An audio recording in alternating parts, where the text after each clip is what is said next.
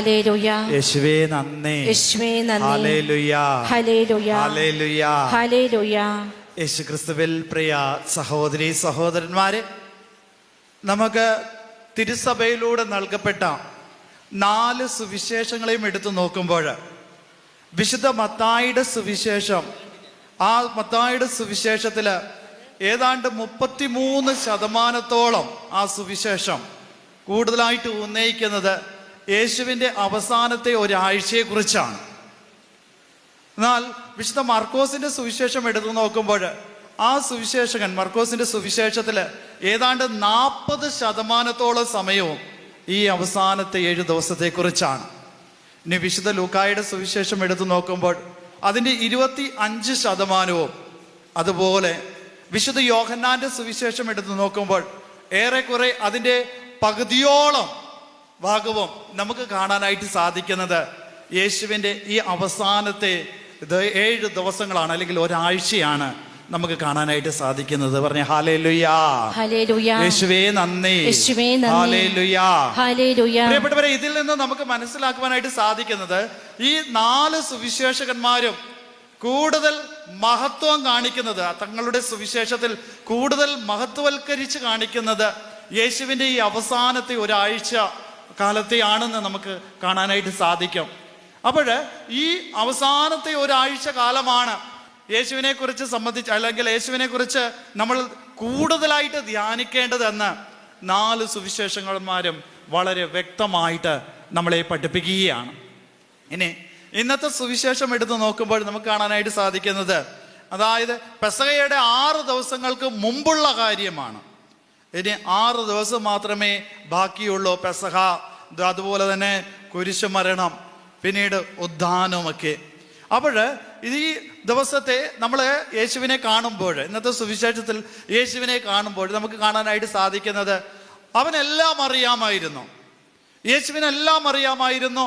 6 ദിവസങ്ങൾക്ക് ശേഷം തൻ്റെ ജീവിതത്തിൽ സംഭവിക്കേണ്ട കാര്യങ്ങൾ എന്തൊക്കെയാണ്, ആരാണ് തന്നെ തള്ളി പറയുന്നതെന്ന്, ആരാണ് തന്നെ ഒറ്റിക്കൊടുക്കുവാനായിട്ട് പോകുന്നതെന്ന്, ആരൊക്കെയാണ് തനിക്കുണ്ടാകുന്ന ഈ പീഡാസഹനങ്ങളുടെ സമയത്ത് തന്നിൽ നിന്നും ഓടിപ്പോകുവാനായിട്ടിരിക്കുന്നത് ആരൊക്കെയാണെന്ന് വ്യക്തമായിട്ട് അറിയുന്നവൻ തന്നെയാണ് അവരുടെ മുമ്പിൽ വെച്ച് വളരെ ശാന്തശീലനായിട്ട്, വളരെ ശാന്തതയോടുകൂടെ അവരെ പഠിപ്പിക്കുന്നതായിട്ട് നമുക്ക് കാണാനായിട്ട് സാധിക്കുന്നത്. പറഞ്ഞേ ഹല്ലേലൂയ. ഹല്ലേലൂയ. യേശുവേ നന്ദി. യേശുവേ നന്ദി. ഹല്ലേലൂയ. ഹല്ലേലൂയ. ഹല്ലേലൂയ.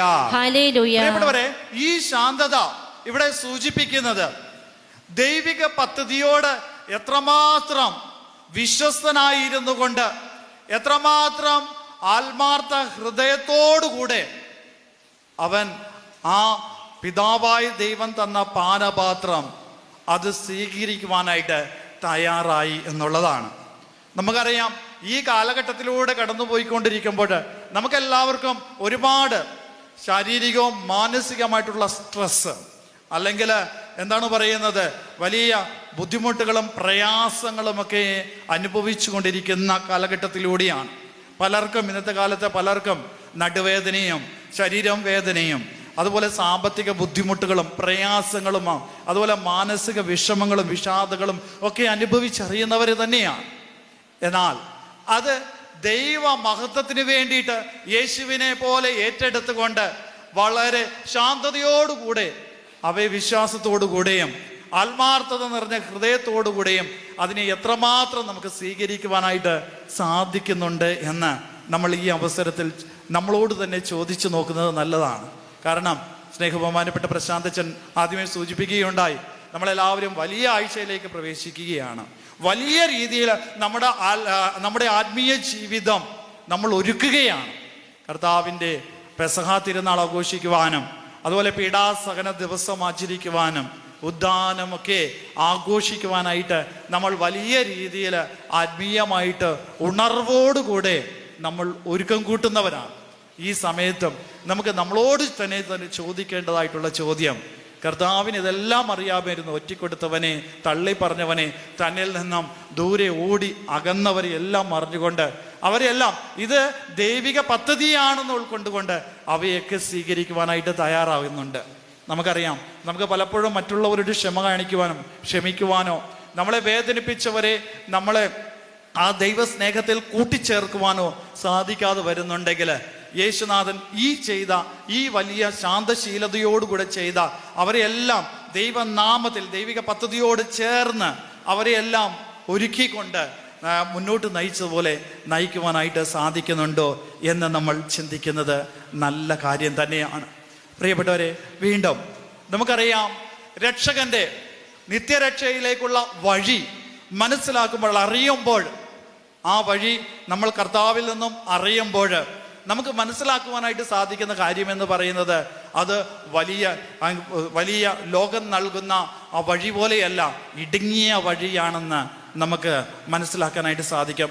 എന്നാൽ അത് തെരഞ്ഞെടുക്കുന്നവന് ലോകം എത്രമാത്രം വിസ്തീർണമായിട്ടുള്ള വഴിയാണ് കൊടുക്കുന്നത്, അതേപോലെ ഒരു വഴിയായിട്ട് അവൻ അതിനെ സ്വീകരിക്കുവാനും ഉൾക്കൊള്ളുവാനുമായിട്ട് സാധിക്കുമെന്നുള്ളതാണ് യേശുവിൻ്റെ ഈ തെരഞ്ഞെടുപ്പിലൂടെ നമുക്ക് മനസ്സിലാകുന്നത്. കാരണം എന്താണ്? സ്വർഗത്തിലേക്കുള്ള വഴി ഇടുങ്ങിയതാണെന്ന് പറയുമ്പോഴും അത് അവൻ്റെ മുമ്പിൽ വലിയ ഒരു വീതി കൂടിയ വഴി പോലെ തന്നെയാണ് അവൻ അതിനെ സ്വീകരിച്ചത്. ആയതിനാൽ ദൈവിക പദ്ധതി മനസ്സിലാക്കുമ്പോൾ അല്ലെങ്കിൽ അറിയുമ്പോൾ നമുക്ക് മനസ്സിലാക്കുവാനായിട്ട് സാധിക്കുന്ന കാര്യം, ഒരുപക്ഷെ ഇത് ഇടുങ്ങിയ വഴിയാണ് എന്നിരിക്കെ അത് സ്വീകരിച്ചവന് അത് വിശാലമായിട്ട് തന്നെ നിലനിൽക്കുമെന്നുള്ളതാണ് അവൻ്റെ മുമ്പിൽ. ആയതിനാൽ പ്രിയപ്പെട്ടവരെ, നമുക്ക് ഈ വലിയ ആഴ്ചയിലേക്ക് പ്രവേശിക്കുമ്പോഴും ഇനി മുന്നോട്ടുള്ള ഈ ഒരുക്കത്തിലും നമുക്ക് പ്രാർത്ഥിക്കാം, ദൈവത്തിൻ്റെ പദ്ധതി മനസ്സിലാക്കുവാനും അത് അറിയുവാനും.